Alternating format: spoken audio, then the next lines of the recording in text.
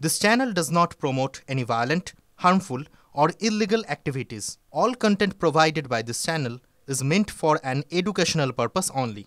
এবার বিস্তারিত খবরে চোখ রাখবো এবং আমার ব্যাকড্রপে এই ছবি দেখে আপনারা বুঝতেই পারছেন এই মুহূর্তে ডার্বি ম্যানিয়া মানে ডার্বির খবরে নজর রাখতে হবে। ডুরান্ডে ডার্বির দাবামা ইতিমধ্যেই বেজে গিয়েছে। ডুরান্ড কাপের কোয়ার্টার ফাইনালে আজ হাই ভোল্টেজ মোহনবাগান ইস্টবেঙ্গল মুখোমুখি। আর মোহনবাগান ইস্টবেঙ্গল মুখোমুখি হলে কি উন্মাদনার ছবি সামনে আসে খেলা শুরু হওয়ার আগে, খেলা শুরু হওয়ার পরেও, খেলা চলাকালীন, তার আমি নতুন করে কি বলবো। আজ স্বাধীনতা দিবস উপলক্ষে থাকছে বিশেষ অফার আদি ঢাকেশ্বরী বস্ত্রালয়, গড়িয়াহাটের ট্রায়াঙ্গুলার পার্ক। ডার্বিতে মোহনবাগানের অভিজ্ঞতা বনাম ইস্টবেঙ্গলের চমক। অবশ্যই এই দু দল যা ছন্দে রয়েছে তাতে ডুরান্ডের ফাইনালে দেখা হলে হয়তো সবচেয়ে ভালো হতো, কিন্তু কোয়ার্টার ফাইনালে তার মুখোমুখি, অর্থাৎ ফাইনালের আগে আরও একটা ফাইনাল।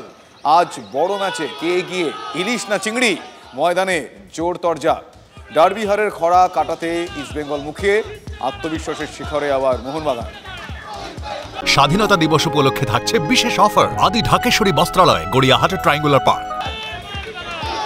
এই মুহূর্তে এই ম্যাচ শুরুর আগে সেখানকার পরিস্থিতি কি একবার দেখলাম। এবার আমি একটু সরাসরি সেই আঁচ স্টুডিও থেকে নেওয়ার চেষ্টা করব, তার কারণ আমার সহকর্মী কৌস্তব আজ অনেকক্ষণ থেকে সেই আঁচ পোহাচ্ছে বলবো। কৌস্তব, ডার্বির আগে কিরকম হয় আমরা জানি, কিন্তু তোমার সঙ্গে এখন যারা যারা রয়েছেন তারা কতটা আত্মবিশ্বাসের টকবক করছেন তাদের মুখ থেকে একবার শুনি তাদের কথা।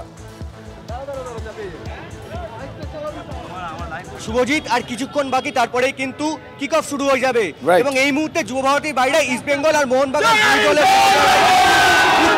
টকবক করে ফুটছে। একটু ইস্টবেঙ্গল জানার চেষ্টা করব।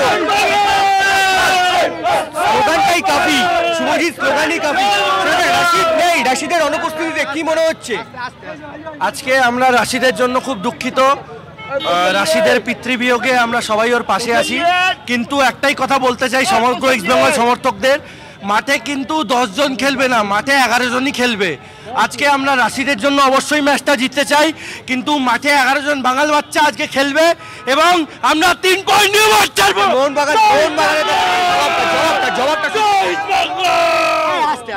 হ্যালো, আমি দুটো কথা বলতে চাই যে যতবার ডার্বি ততবার হারবি। বক্তব্যটা আর কিছু না, মোহনবাগান মাঠে নামে জেতার জন্য, এবং আমার খালি শেষ একটাই কথা, খেলা যাই হোক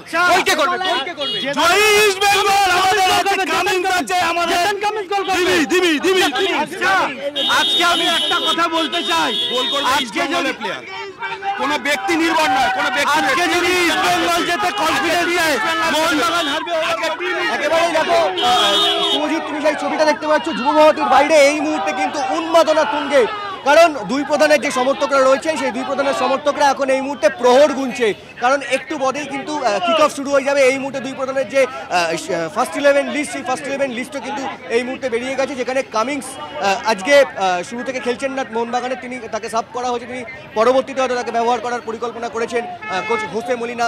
অন্যদিকে ইস্টবেঙ্গলে কিন্তু মোহাম্মদ রশিদ হয়তো নেই, কিন্তু বাকি দিমিত্রিয়াস ডায়মান্টাগোসকে বাদ রেখে, অর্থাৎ তাকে বেঞ্চে রেখে কিন্তু বাকি 4 বিদেশিকেই আজকে খেলাচ্ছেন ইস্টবেঙ্গলের কোচ অস্কার ব্রুজো। ফলে আর কিছুক্ষণের অপেক্ষা, মাঠে বল গড়ানোর অপেক্ষা, এবং তারপরেই কিন্তু দেখা যাবে। একদম আর কিছুক্ষণের অপেক্ষা। আমি তোমাকেও আর এই মাঠের বাইরে আটকে রাখবো না, তুমিও মাঠের ভেতরে প্রবেশ করবে, ফলে আপাতত প্লিজ প্রসিড। কিন্তু এই কোয়ার্টার ফাইনালে আজকে আর কিছুক্ষণের মধ্যে মুখোমুখি হতে চলেছে মোহনবাগান এবং ইস্টবেঙ্গল, বা বলা ভালো ইস্টবেঙ্গল এবং মোহনবাগান।